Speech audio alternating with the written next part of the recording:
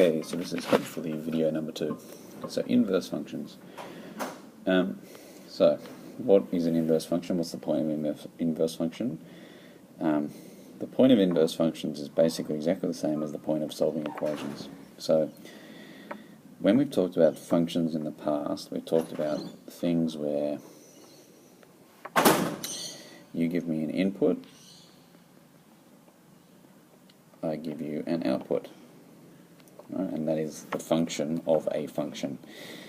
So let's just pretend this is the function y equals x plus 1, just to make life easy. Okay. What an inverse function does is instead, so functions go input to output. So the inverse function does the opposite. It says, hey, what was the output?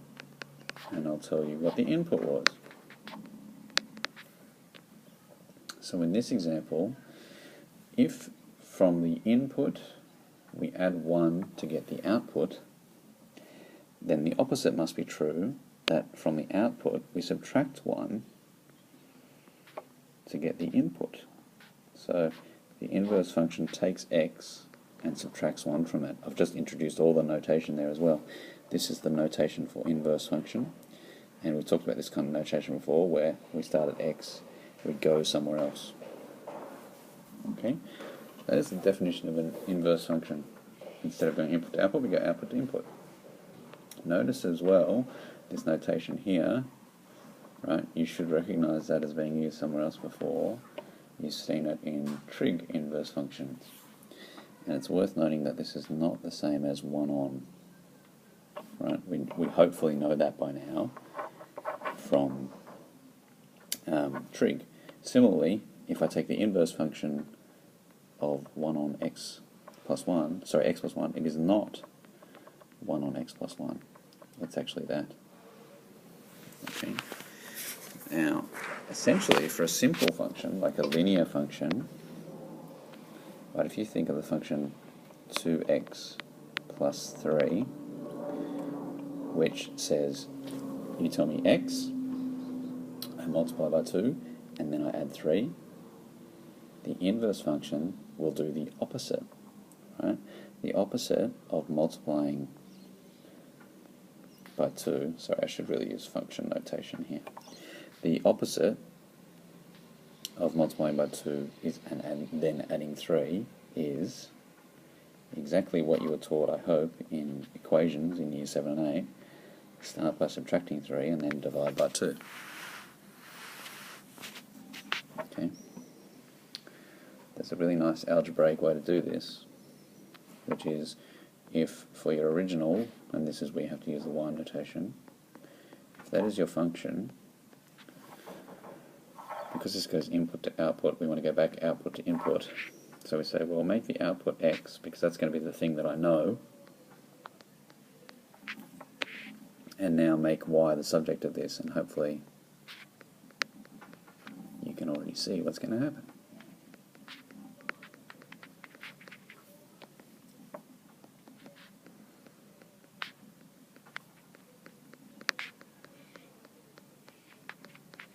Okay, just like we had before. So definitionally, we've seen that inverse function we define by f inverse x, right? And if it exists, right, the thing is that inverse functions don't always exist, then the composition function with the original is just x, and that works in both directions. You should hopefully remember that normally for function compositions, they are not left to right, right to left, right? Sometimes g of f is not the same as f of g. We saw that through example, okay? But this is one case where it works. So let's think about where we might be able to have an inverse. So when do inverses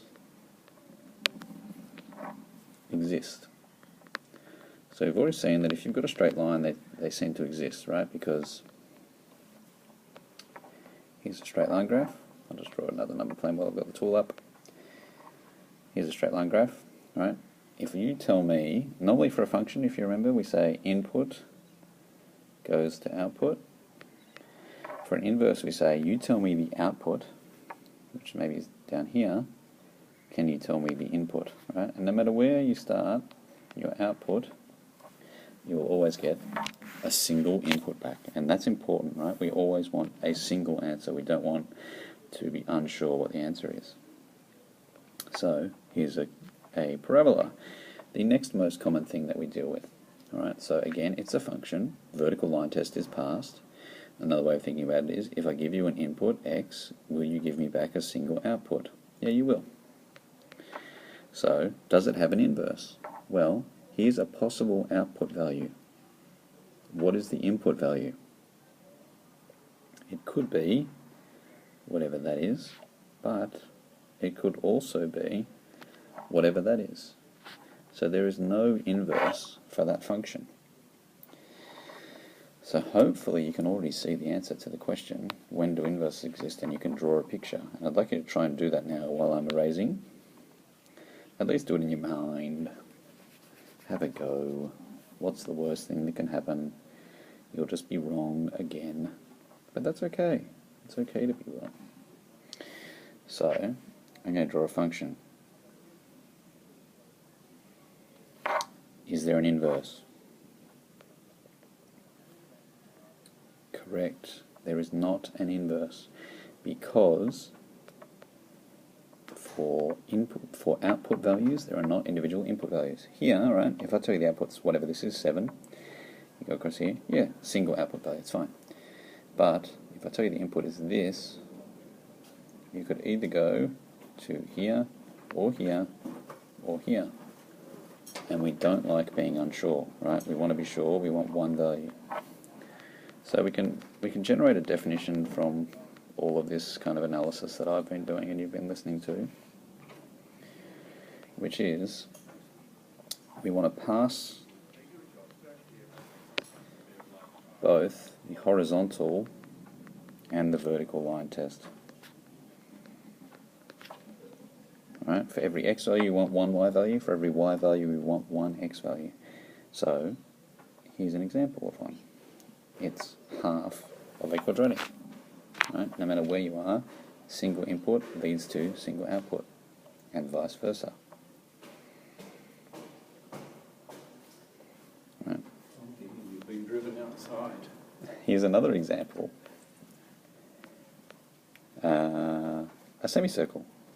No, a quarter circle. It's better, Dr. Emmanuel, geez. So, single output, single input. Right? The thing that we call this is 1, 2, 1. Right? Every x value, single y value, and every y value, single x value. Right? That is a one-to-one function. You should write that down somewhere, or at least try and remember it. Okay, I'm probably going to stop there because there's quite a lot of content, and I'll talk you through more of it in person, because I think you'll probably need that, and I will need that as well. See you tomorrow at some point, I think period 5 perhaps. Goodbye.